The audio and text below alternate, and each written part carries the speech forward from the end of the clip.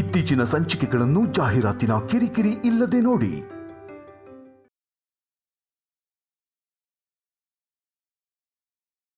ಇಲ್ಬಾಕಂದ ಬೊಂಬೆಗೆ ಹಾಲು ಕೊಡ್ತಿದ್ಯಾ?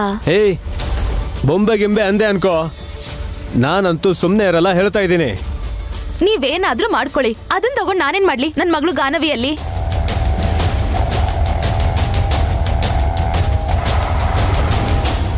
ಗಾನವಿ ಎಲ್ಲಿ ಅಂತ ಕೇಳಿದ್ರೆ ಮಾತಾಡ್ತಿಲ್ವಲ್ಲ? ಏನೇ ನಿನ್ನೆ ನಮ್ಮ ಟೀಚರಾ? ನೀನ್ ಕೇಳಿದ ತಕ್ಷಣ ಹೇಳೋದಕ್ಕೆ? ಆಗ್ಲೇ ಮಗುನ ಎತ್ಕೊಂಡು ಸಮಾಧಾನ ಮಾಡ್ತಿದ್ರಲ್ಲ. ನಾನು ಲಾಲಿ ಹಾಡ್ತೀನೋ ಹೊರತು ಹಾಲು ಕುಡಿಸ್ತೀನಾ? ಹಾಗಂತ ನಮ್ಮ ಅಕ್ಕ ಹಾಲು ಕೊಡ್ತೀನಿ ಅಂದ್ರೆ ನಾನ್ ಸುಮ್ನಿರಲ್ಲ. ಅತ್ಗೆ ದೇವತೆ ಕಣೆ, ಅವ್ರ ಹಾಲು ಕುಡಿಸಿದ್ರೆ ಒಳ್ಳೇದೇನೆ. ನನಗೆ ನಿಮ್ ಉಪದೇಶ ಬೇಡ. ನನ್ ಮಗು ಎಲ್ಲಿದೆ ಅಂತ ಮೊದ್ಲು ಹೇಳಿ. ಎಲ್ಲಿದೆ? ದುರಂಧರತ್ತೇನೋ ಪಾವನಮೂರ್ತಿ ಮಾವನ ಆಡಿಸ್ತಾ ಇರ್ತಾರೆ ನೋಡು. ಅಷ್ಟೇ ಅಂತೀರಾ? ಸರಿ ಬಿಡಿ. ಈ ಸೀರೆಗೆ ನೆಕ್ಲೆಸ್ ಮ್ಯಾಚ್ ಆಗ್ತಿದ್ಯಾ ಇಲ್ಲ ಬೇರೆದ್ ಹಾಕೊಳ್ಳ? ಹಿಂಸೆ ಕೊಡದೆ ಹಾಕಿದ ತಕ್ಷಣ ಪ್ರಾಣ ಹೋಗ್ಬಿಡ್ಬೇಕು ಅಂತ ಒಡವೆ ಇದ್ರೆ ಹಾಕೋ. ನಿಮ್ಮನ್ ಕೇಳಿದ್ನಲ್ಲ, ನನಗ್ ಬುದ್ಧಿ ಇಲ್ಲ. ನಮ್ಮ ಅಕ್ಕನ್ ಕೇಳಿದ್ರೆ ಅಸಹ್ಯ ಪಡ್ತಾಳೆ. ನಾನೇ ಸೆಲ್ಫಿ ತಗೊಂಡು ಸೆಟ್ ಮಾಡ್ಕೋತೀನಿ ಬಿಡಿ.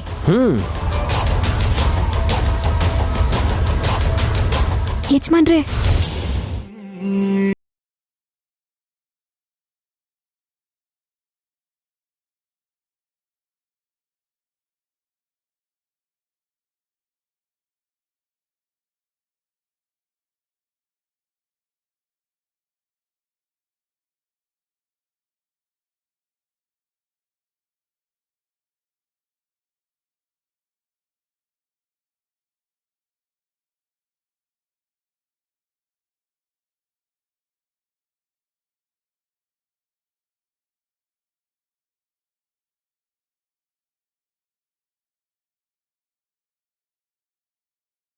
ಎತ್ಕೊಂಡಿದ್ದ ತಕ್ಷಣ ನನ್ನ ಬೇಜಾರೆಲ್ಲ ಹೊರಟೋಯ್ತಾ.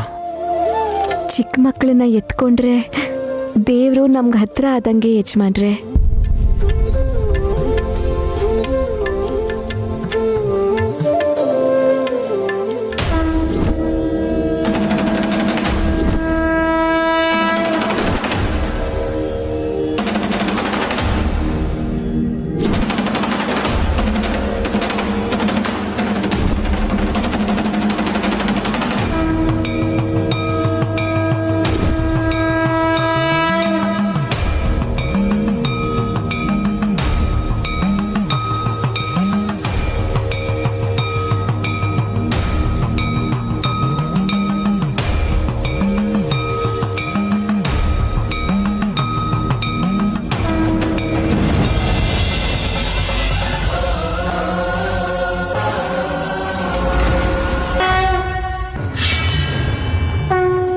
ನಮಸ್ಕಾರ ಸ್ವಾಮಿ.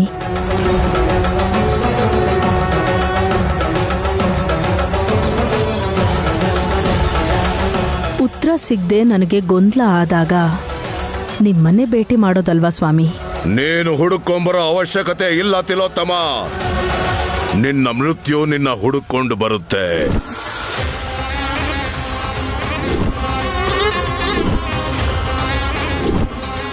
ಅಂದ್ರೆ ಸ್ವಾಮಿ, ನಮ್ಮ ಮಾಮ್ ಸತ್ ಹೋಗ್ತಾರ? ಅವ್ರ ಮುಂದೆ ಮಾಮ್ ಅಂತೆಲ್ಲ ಹೇಳ್ಬಿಡವಲ್ಲ, ಅಮ್ಮ ಅಂತ ಹೇಳು. ಸ್ವಾಮಿ, ನಾನಿನ್ನೂ ನಿಮ್ಮನ್ನ ಏನು ಕೇಳಲೇ ಇಲ್ವಲ್ಲ? ನಾನು ಇನ್ನು ಏನು ಹೇಳಿಲ್ಲ ತಿಲೋತ್ತಮ. ನಾನು ಶುರುನೂ ಮಾಡಿಲ್ಲ, ನಾನು ಕೊನೆನೂ ಮಾಡಿಲ್ಲ.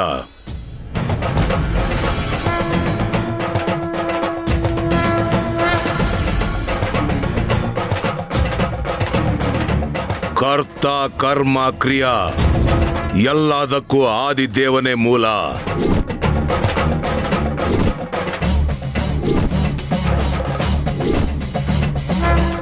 ಮಾಮ್, ನಾವ್ ಹೇಳ್ಬೇಕು ಅಂತಿರೋದ್ನ ಬೇಗ ಹೇಳಿದ್ರೆ ಒಳ್ಳೇದು ಅನ್ಸತ್ತೆ. ಸ್ವಾಮಿ, ನಿನ್ನೆ ನಡೆದಿರೋ ಘಟನೆನ ನಿಮ್ಗೆ ಸಂಕ್ಷಿಪ್ತವಾಗಿ ಹೇಳ್ತೀನಿ.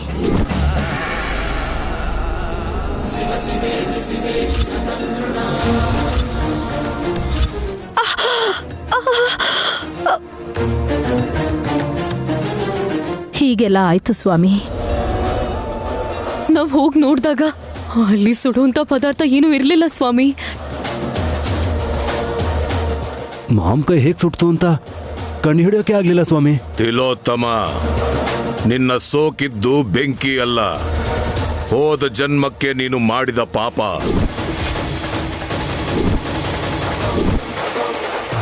ಅರ್ಥ ಆಗ್ಲಿಲ್ಲ ಸ್ವಾಮಿ.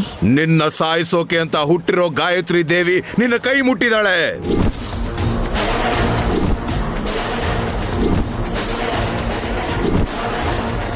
ಸೋಕಿದ್ದು ಬೆಂಕಿ ಅಂತ ನೀನು 4 ದಿಕ್ಕಲ್ಲಿ ಹುಡುಕಿದ್ಯಾ, ಆದ್ರೆ ನಿನ್ನ ಉತ್ತರ ದಿಕ್ಕಲ್ಲಿ ಬಿಸಾಕೋಕೆ ಉಸಿರು ಹಿಡ್ಕೊಂಡು ಬರ್ತಾ ಇದ್ದಾಳೆ ಗಾಯತ್ರಿ.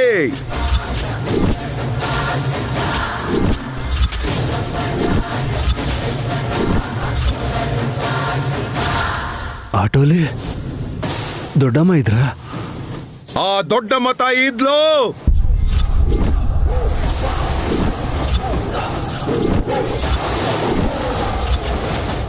ಪಾಪದ ಕೊಡ ತುಂಬಿದಾಗ ಬೆಂಕಿ ಸ್ವಲ್ಪ ಸೋಕಿದ್ರೆ ಸಾಕು, ಕ್ಷಣದಲ್ಲಿ ಬೂದಿ ಆಗುತ್ತೆ.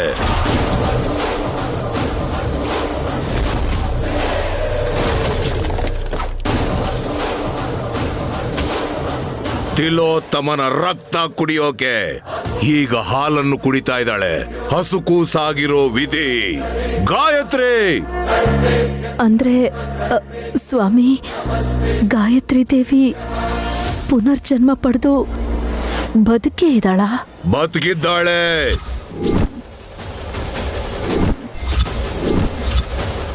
ನಿನಗಾಗೆ ಹುಟ್ಟಿದಾಳೆ. ನಿನ್ ಅಂತ್ಯ ನೋಡ್ಬೇಕಂತ ನಿನ್ ಕುತ್ತಿಗೆ ಕೈಗೆ ಸಿಗದೆ ಇರೋದ್ರಿಂದ ಬೆಳೆದು ದೊಡ್ಡವಳಾಗ್ಬೇಕು ಅಂತ ಹಾತೊರಿತಿದ್ದಾಳೆ. ಎಲ್ಲಿದೆ ಸ್ವಾಮಿಯ ಹಸುಗೂಸು? ತಿಲೋತ್ತಮನ ಮನಸ್ಸಲ್ಲಿ ಗೂಡು ಮಾಡ್ಕೊಂಡಿದ್ದಾಳೆ, ಕಣ್ಣಲ್ಲಿ ಕುಣಿತಾ ಇದ್ದಾಳೆ.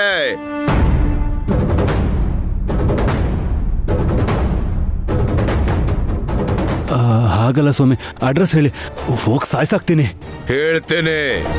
ಅಲ್ಲಿಗೆ ತಲುಪ್ತಿದ್ದ ಹಾಗೆ ಬೂದಿ ಆಗೋಗ್ತಾಳೆ ನಿನ್ನ ಹೆತ್ತ ಅಮ್ಮ.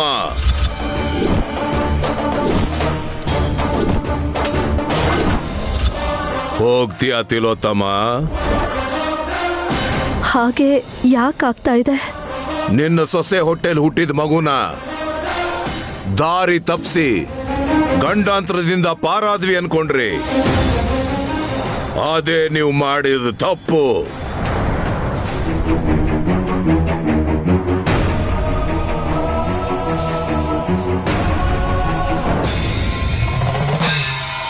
ತಾಯಿ ಬೆರಳು ಹಿಡ್ಕೊಂಡು ನಡಿಬೇಕಾದ ಮಗು ಯಮಪಾಶನ ಹಿಡ್ಕೊಂಡು ನಿನಗೆ ಚಿತೆ ಇಡೋದಿಕ್ಕೆ ಸಿದ್ಧವಾಗ್ತಿದ್ದಾಳೆ.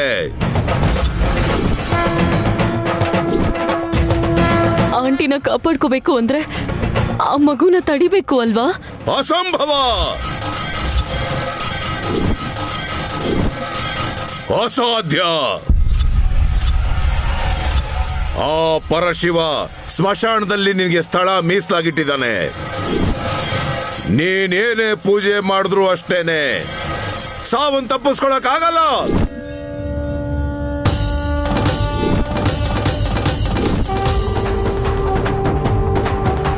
ವಿಧಿ ಬರಹನ ಬದಲಾಯಿಸೋಕ್ ನೋಡಿದ್ರೆ ಸುಟ್ಟು ಬೂದಿ ಆಗ್ಬಿಡ್ತೀಯ. ಹೊರಟೋಗು.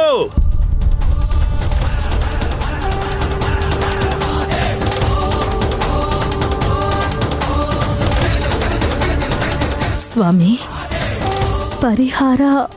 ನಿನ್ನ ಸಾವು ಮುಂದೂಡೋದೇನೆ ತಾತ್ಕಾಲಿಕ ಪರಿಹಾರ. ಹೋಗು.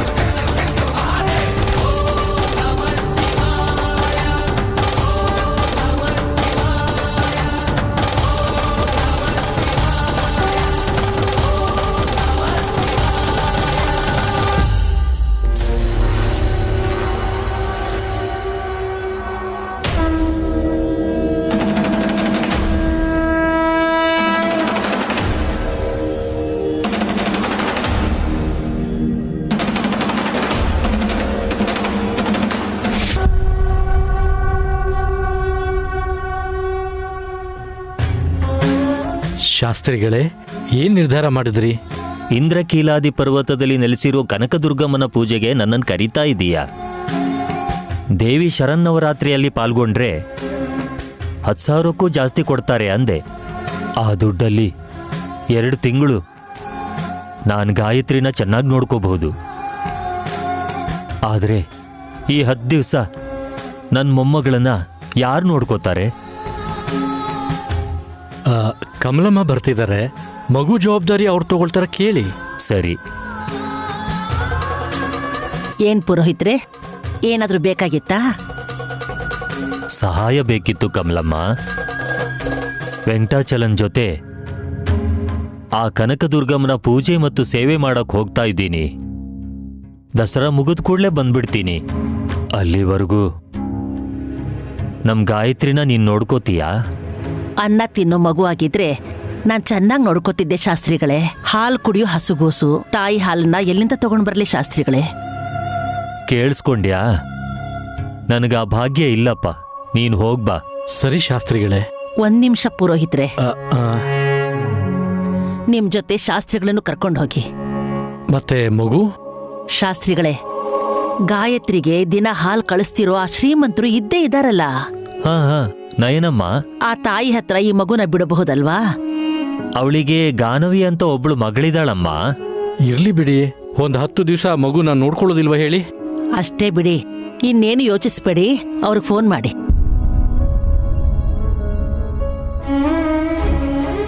ಆ ನೈನಿ ನಂಬರ್ ನನ್ನ ಹತ್ರ ಇಲ್ಲ. ಅವ್ರ ಮನೆಯವ್ರ ನಂಬರ್ ನನ್ನ ಹತ್ರ ಇದೆ. ಯಾರಿಗ್ ಮಾಡಿದ್ರು ಒಂದೇ ಅಲ್ವಾ? ಅದನ್ನೇನು ಯೋಚಿಸ್ತೀರಾ? ಫೋನ್ ಮಾಡಿ ಶಾಸ್ತ್ರಿಗಳೇ.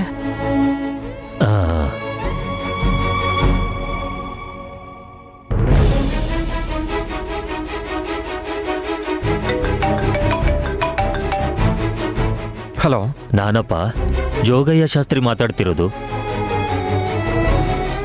ಹಾ ಶಾಸ್ತ್ರಿಗಳೇ, ಹೇಳಿ. ದಿನ ನಾಗರಾಜನ್ ಕೈಯಲ್ಲಿ ಹಾಲು ಕಳಿಸಿ ನನ್ನ ಮೊಮ್ಮಗಳ ಹೊಟ್ಟೆ ತುಂಬಿಸ್ತಾ ಇದ್ದೀರಾ. ಈಗ ಇನ್ನೊಂದು ಸಹಾಯ ಆಗ್ಬೇಕಿತ್ತು. ಅದೇನು ಅಂತ ಹೇಳಿ.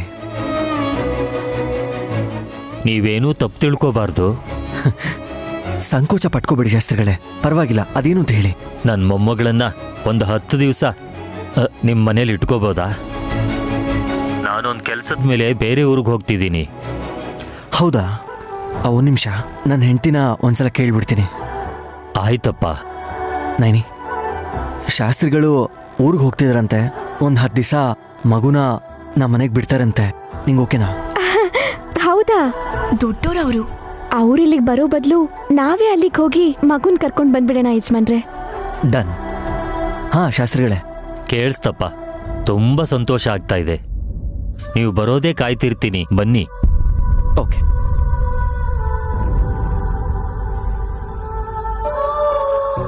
ನೈನಿ, ಏನಾದ್ರು ಕೆಲ್ಸಗಳಿದ್ರೆ ಬೇಗ ಫಿನಿಶ್ ಮಾಡ್ಕೊ. ಅಯ್ಯೋ, ಈ ಕೆಲ್ಸ ಯಾವಾಗ್ಲೂ ಇದ್ದಿದ್ದೆ.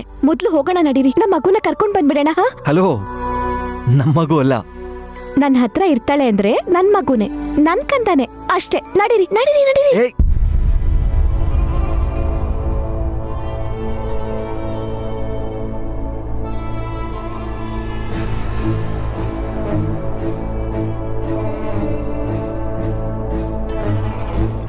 ಹಿಂಗ್ ಸುತ್ಕೊಂಡಿದಾರಲ್ಲ ಮೇಡಮ್. ಇನ್ ಮುಂದೆ ನೀನು ತಪ್ಪಿಸ್ಕೊಂಡು ಓಡಾಡಕ್ಕಾಗಲ್ಲ. ಪೊಲೀಸವ್ರು ಹಿಡ್ಕೊಂಡು ಹೋಗ್ದೇನೆ ನೀವು ಬಚಾವ್ ಮಾಡ್ತೀರಾ ಅಂದ್ರೆ ಖುಷಿಯಾಗಿರ್ತೀನಿ ಮೇಡಮ್. ನಿನ್ನ ಸೇವ್ ಮಾಡಕ್ ಬಂದಿಲ್ಲ ಕಣೋ, ನಿನ್ನನ್ನು ಕೂಡ ಕೊಂದಾಕ್ ಹೋಗೋಣ ಅಂತ ಬಂದಿದ್ದೀವಿ. ನಾನೇನ್ ಮಾಡಿದ್ದೀನಿ ಸರ್? ನೀವ್ ಏನ್ ಹೇಳಿದ್ರು ಅದನ್ನೇ ಮಾಡಿದ್ದೀನಲ್ವಾ? ನೀನು ನಾವ್ ಹೇಳ್ದ ಹಾಗೆ ಮಾಡ್ದೆ ಅಂತ ಹೇಳಿ 10 ಲಕ್ಷ ನುಂಗ್ದೆ. ಕಿತ್ಕೊಂಡು ಹೋಗೋಕೆ ನಾನೇನು ಕಳ್ಳನ ಮೇಡಮ್? ಆಸ್ಪತ್ರೆಯಲ್ಲಿ ಸಂಬಳ ತಗೊಳ್ಳೋ ಡ್ರೈವರು. ಸುಳ್ಳನ್ನೇ ಜೀವನ ಮಾಡ್ಕೊಂಡಿರೋ ಅಂತ ಸುಳ್ಗಾರ ನೀನು. ನಿಮಗ್ ಸುಳ್ಳು ಹೇಳಿದ್ರೆ ನನಗೇನ್ ಸಿಗುತ್ತೆ ಮೇಡಮ್? ಸಾವು.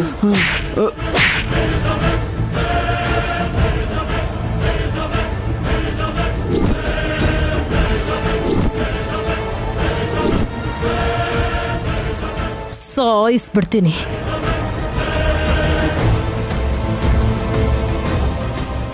ಯಾವಾಗ್ಲೂ ಶಾಂತವಾಗಿರೋ ನೀವು ಕೈ ಮಾಡಿದ್ರಿ ಅಂದ್ರೆ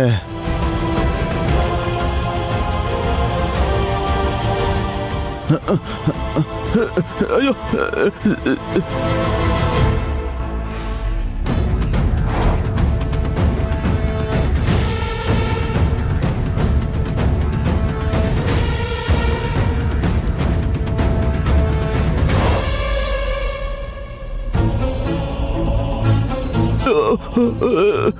ಮೇಡಮ್ ಬಿಡಿ ಸರ್ ಸರ್ ಸರ್ ಬಿಟ್ಬಿಡಿ ಸರ್.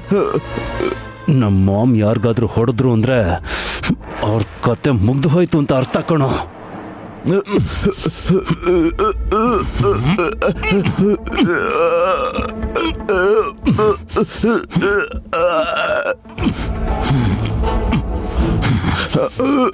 ಉಸಿರಾಡಕ್ಕಾಗ್ತಿಲ್ಲ ಸರ್, ಉಸಿರಾಡಕ್ಕಾಗ್ತಿಲ್ಲ. ಗಾಳಿ ಆಡಲ್ಲ ಜೀವ.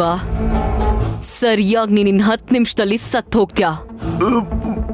ಮೇಡಮ್ ಶವನ್ ತಗೊಂಡು ಹೋಗೋ ಜೀವ, ಅದು ಜೀವ ತೆಗೆದು ಅವನ್ ಶವನ ನಾವೇ ತಗೊಂಡು ಹೋದ್ವಿ ಅನ್ನೋ ಘನತೆ ನಮ್ಗೆ ಸಿಗತ್ತೆ ಅನ್ಸುತ್ತೆ. ಮೇಡಮ್, ದೊಡ್ಡ ಮೇಡಮ್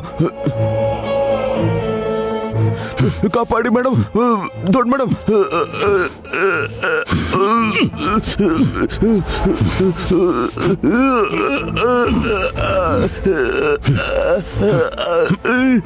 ಸಾಯಿಸ್ಬಿಡು ಅಂತ ನಾನೇ ಹೇಳಿದ್ಮೇಲೆ ಯಾರು ಕಾಪಾಡ್ತಾರೆ ಜೀವ?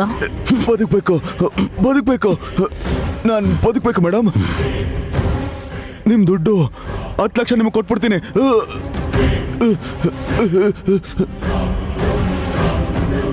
ಬೇಕು ಅಂದ್ರೆ ಇನ್ನೊಂದು 5 ಲಕ್ಷ ಸೇರಿಸ್ಕೊಡ್ತೀನಿ ಮೇಡಮ್. ಸಾಯಿಸ್ಬೇಡಿ ಮೇಡಮ್, ಸಾಯಿಸ್ಬೇಡಿ ಮೇಡಮ್. ಸರ್ ಸರ್ ಸರ್ ಬಿಟ್ಬಿಡಿ ಸರ್. ಆಂಟಿ, 5 ಲಕ್ಷ ಲಾಭ. ವಲ್ಲಭ,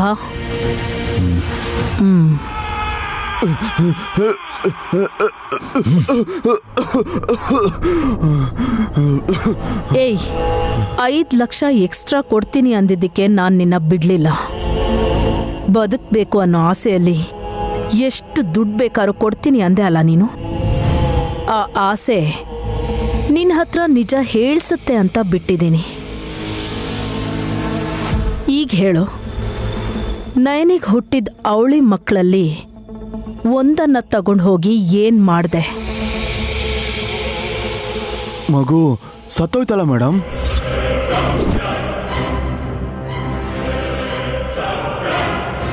ಹುಟ್ಟಾನೆ ಒಂದ್ ಮಗು ಪ್ರಾಣ ಕಳ್ಕೊಂತು. ಆ ಕತೆನ ಈಗ ಹೇಳ್ಬೇಡ. ನೀನ್ ತಗೊಂಡು ಹೋಗಿದ್ ಮಗುನ ಏನ್ ಮಾಡ್ದೆ? ಹೇಳಿದಲ್ಲ ಮೇಡಮ್, ಸೂಜಿ ಚುಚ್ಚಿ ಪ್ರಾಣನ.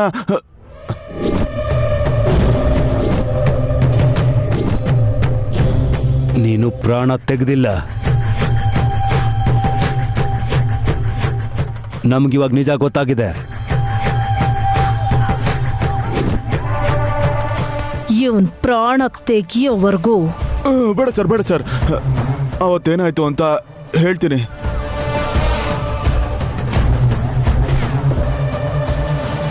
ನೀವು ಹೇಳ್ದಂಗೆ ಮಾಡಕ್ ಹೋಗಿದ್ದೆ ಮೇಡಮ್. ಆದ್ರೆ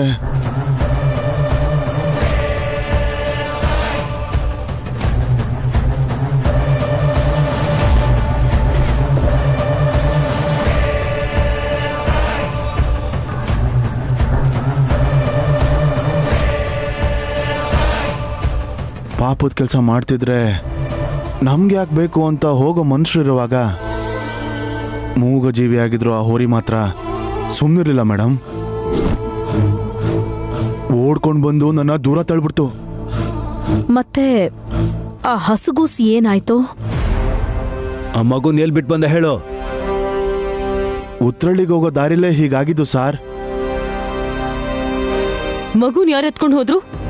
ಗೊತ್ತಿಲ್ಲ ಮೇಡಮ್. ಆ ಎತ್ತೆ ತುಳಿತೋ, ಯಾವ್ದಾದ್ರು ಗಾಡಿ ಹತ್ತಿಸ್ಕೊಂಡೋಯ್ತೋ, ಮುಂದೇನಾಯ್ತೋ ಗೊತ್ತಿಲ್ಲ. ಅಣ್ಣಮ್ಮ ತಾಯಿ ಆಣೆಗೂ ಮೇಡಮ್. ಸರಿ ಬಿಡು, 10 ಲಕ್ಷ ಕೊಟ್ಟು ಹೋಗು. 5 ಸೇರಿಸಿ ಟೋಟಲ್ 15. ಬೇಕಾಗಿಲ್ಲ, ಬಿಟ್ಬಿಡಿ.